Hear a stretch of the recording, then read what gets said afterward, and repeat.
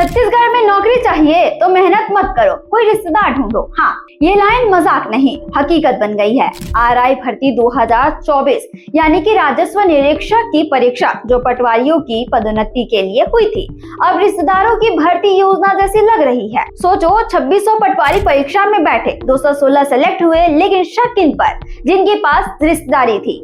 खुलासा हुआ कि 72 उम्मीदवार आपस में रिश्तेदार निकले। ये तो रिश्तेदारी नहीं, पूरा का पूरा आरआई फैमिली पैकेज लग रहा है। Case number 1, Amit Sinha general category से हैं। उन्हें लोकनाथ सिन्हा ओबीसी और रविंद्र कुमार एसटी का रिश्तेदार बना दिया गया। बताया नहीं गया, बना दिया गया। क्यों? क्योंकि तीनों के पिता का नाम थोड़ा सा मिलता जुलता था। अगर पिता का नाम मिलाने से रिश्ता तय होता तो इंडिया में 10 लाख कुमार लोग आपस में भाई बन जाएं।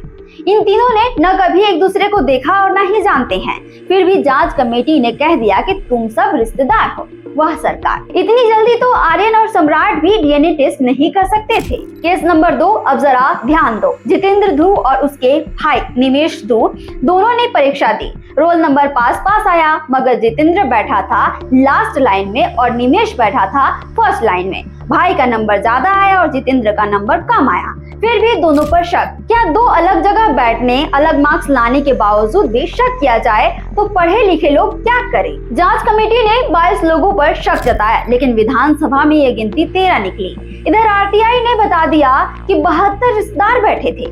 अब जनता पूछ रही है, कौन झूठ बोल रहा है, सरकार, कमेटी या खुद आरटीआई?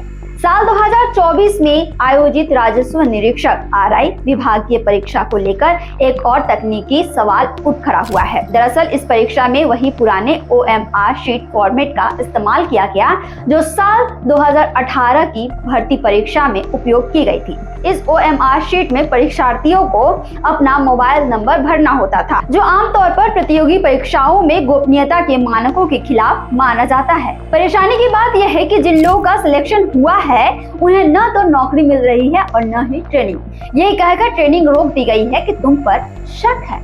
तो क्या शक साबित होने तक लोग बेरोजगार बैठे रहेंगे?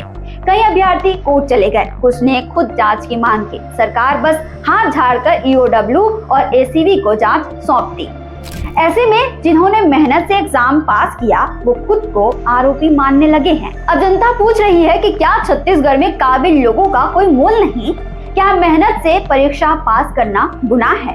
ये सिर्फ भर्ती का मामला नहीं है, ये सिस्टम पर जनता की अविश्वास की कहानी है। और अगर अब भी सरकार ने आंख मूंद ली तो भरोसा उठ जाएगा, संविधान से, प्रशासन से और नौकरी से। इस खबर पर आपके क्या राय है, कमेंट करके जरूर बताएं। छत्तीसगढ़ से जुड़े और अपडेट्स के लिए आप देखते रहें वयम छत्तीसगढ़।